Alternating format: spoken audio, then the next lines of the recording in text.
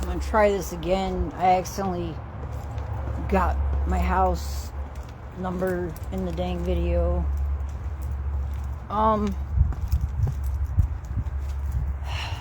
So 12 years, Flint's still broken, 2026, still no new mains, highest water bills in America. I mean, I don't know how true that is, but pretty close to the highest bills in America. Maybe California is higher. Media telling everybody that the pipes are all changed. They're just talking about the service lines from the street right there. There's a square to the front of your house, which is about 30 feet of pipe. So the mains in the road or in the sidewalk, wherever the heck they are. I went to my old city yesterday, and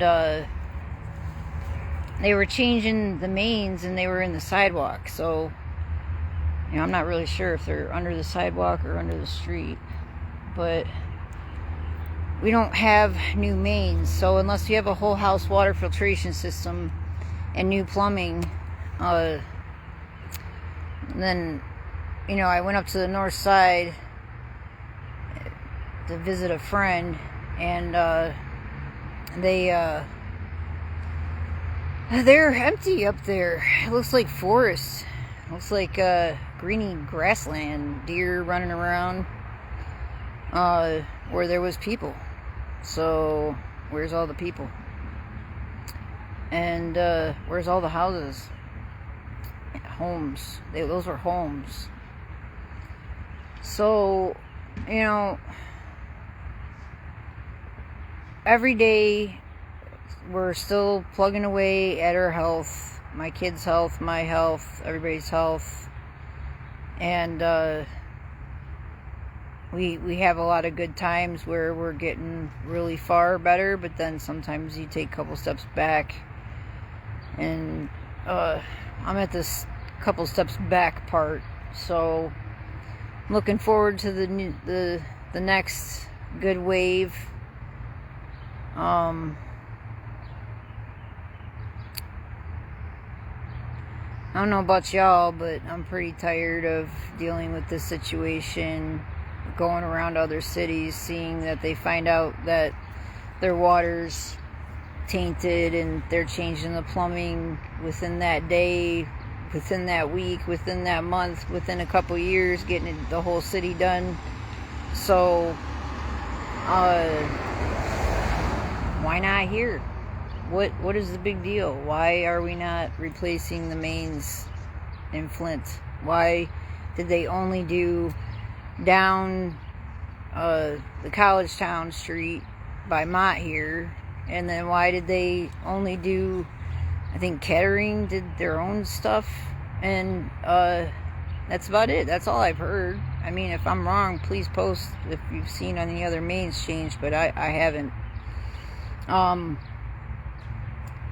Continue to detox, and you can get a vitamin test from your doctor, your regular doctor, to make sure that you're taking the proper vitamins and minerals to put back after you detox.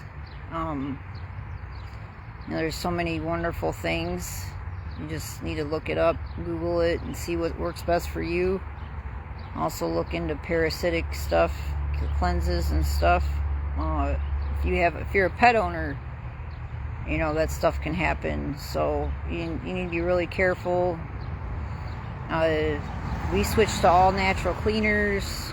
Like, I make my own cleaner out of tea tree oil, thieves, oranges sitting in vinegar, fermenting, and vinegar and water, and 10 drops of Dawn in a sprayer. And that's what I use for everything. It kills viruses, bacteria, and bugs. So it's all in one. And then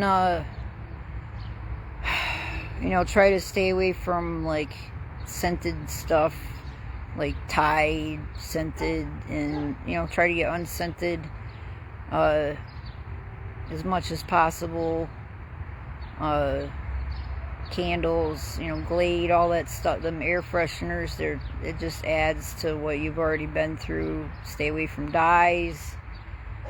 Try to be as natural as possible. I know that's really hard in America nowadays, since they like to sell us so much processed garbage, and then they like to label stuff however they want, and get away with it. I don't understand why they're allowed to label stuff however they want and get away with it. It just makes no sense to me.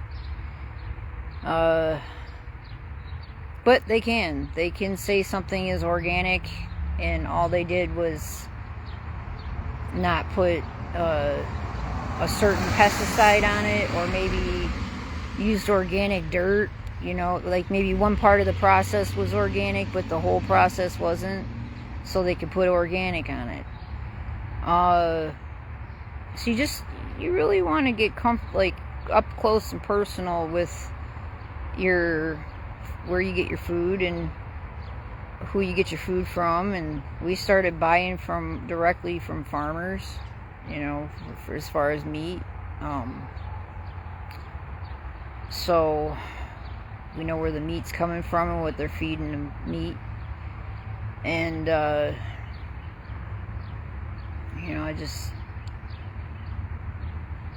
if I can make something that's going on, I will try, but I don't know what's going on. I've had to take a step back and take care of myself and my family, because if I don't take care of me, who's going to? I don't see a line out my door going, hey, we want to take care of you. Do any of you? So just hang in there, and even if it's just a millimeter to a centimeter forward every day, some days you can leap a whole mile forward, and some days you can leap, a little bit.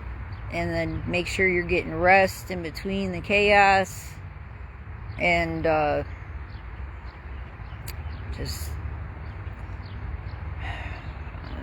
honor the fallen from this water crisis.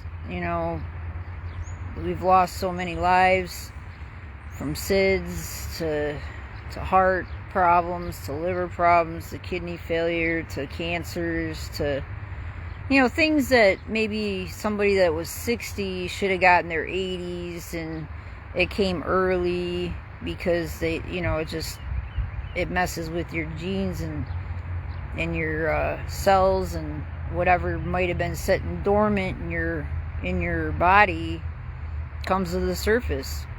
So for me, that's autoimmune issues. Doesn't run in my family. But another family member of mine got it, and I'm pretty sure they got the thing from 2020, if you know what I'm talking about. So it's funny how she got autoimmune stuff after that. But I don't really talk to them about that, because, some people are just still thinking that they got our backs here. We gotta have each other's backs. There's a lot of us that know that now. So, prayers to the people we have lost, prayers to your families, prayers for anyone that has lost a child or children and family members. And I know some people have lost a whole lot, and some people have lost a little less. It doesn't make the loss any worse or better. It's still loss, and it's hard as hell. And I feel for every single one of you. Every day that I have a day where I'm taking steps back instead of forward in my health, it really hits me like, gosh darn, it's been 10 freaking years since I got diagnosed with this crap, and I'm still dealing with it 10 years later. Freaking wonderful. You know, I was so strong before. I still am. I mean, I can do 40 push-ups now. I got my muscles almost back. I can lift about 80 pounds. Whereas before I could only lift like maybe 20, 30, 40, 50 max, you know, with my kid. But now my kids are over, like they're 105, so I can pick them up if on a really good day, but that's just to see how strong I am that day. Not to pick them up and carry them around, but so slow and steady still wins the race. I'm still getting slowly better, but there's still hard days, especially watching my kids go through what they go through with the IEPs and the teachers not wanting to get with the program and wanting to constantly argue with you and say that it's not their job and this and that when it is. And it's like, you know, I'm sorry that you picked a Flint school or a school that has Flint children, and you have to deal with so many kids that don't know a lot of stuff because they were poisoned. I'm so sorry. You know, you could always go to another school and let somebody fill your spot that wants to actually help these kids.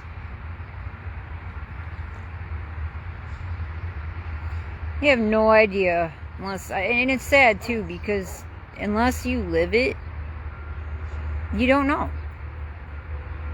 I'm sorry. You might have a heart for it. You might think you know, but unless you live it, you do not know. I've seen it. I've seen people come here, you know, not from here, and be in complete denial about what we're telling them. And it's like, you know, you could even put the paperwork right there right in front of their face, and they look at it and they're like, it doesn't compute. And it's not their fault. It just doesn't compute.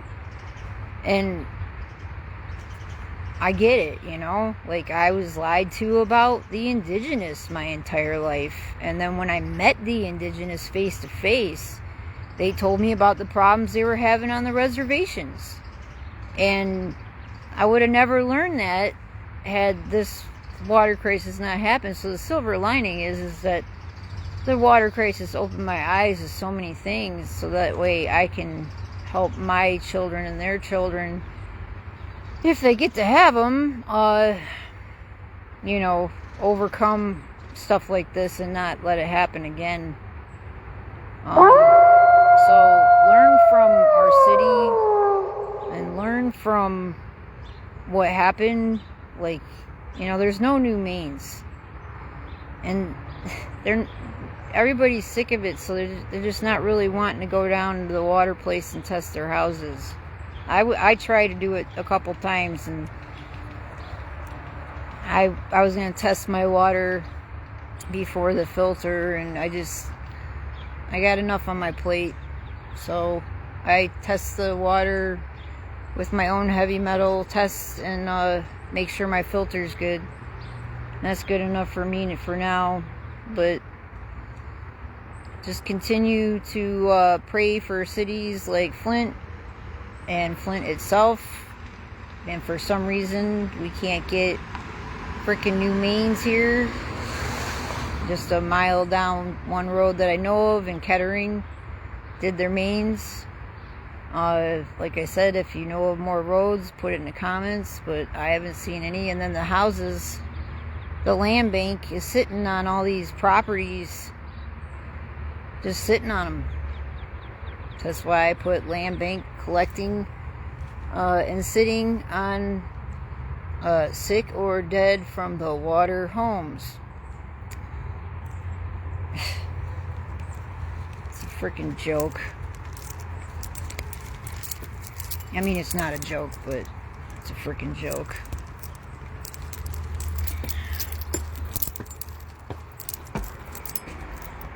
Check this video, make sure I didn't put my house number in here.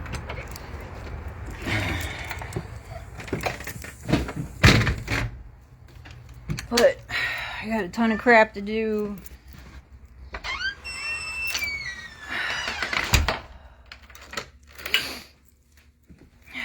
You know, the blight program ain't gonna help anybody get better either. You should be focusing on changing the mains. And then the blight. It'd be nice if we had clean water. Considering it's been 12 years. And I don't care what I look like. My forehead's all exposed. Look at that. I've got a 5 head. Oh, well, not with my swollen arthritic hands. Gotta have some fun. Anyway, peace, love, and prayers. Keep one foot in front of the other, and you're not alone. If you think you're alone, you're not. There's someone struggling, going through the same crap you are, thinking the same things. How, why, when, how does this all work out? What's the end goal? And why don't they stop making us pay for these freaking water bonds that we don't even have the Port Huron freaking line? We're still paying for the Port Huron line, but it's not here. We're still getting the water from Detroit. Well, at least as far as I know. I mean, that could have just changed in the last few months and I didn't notice, but I doubt it. So, let me get this straight. You poison an entire city and make it their responsibility to pay for a new water source. When we pay maintenance fees on a water bill, that should maintain the pipes. Just like you pay maintenance fees on a consumer's bill or a DTE bill, wherever you're from, Detroit or Flint, they replace their gas lines and wires and trim the wires or the trees around the wires. So why aren't they using the maintenance fees to change the water mains? Why do they need more donations or more money when we've already had so many millions come through Flint?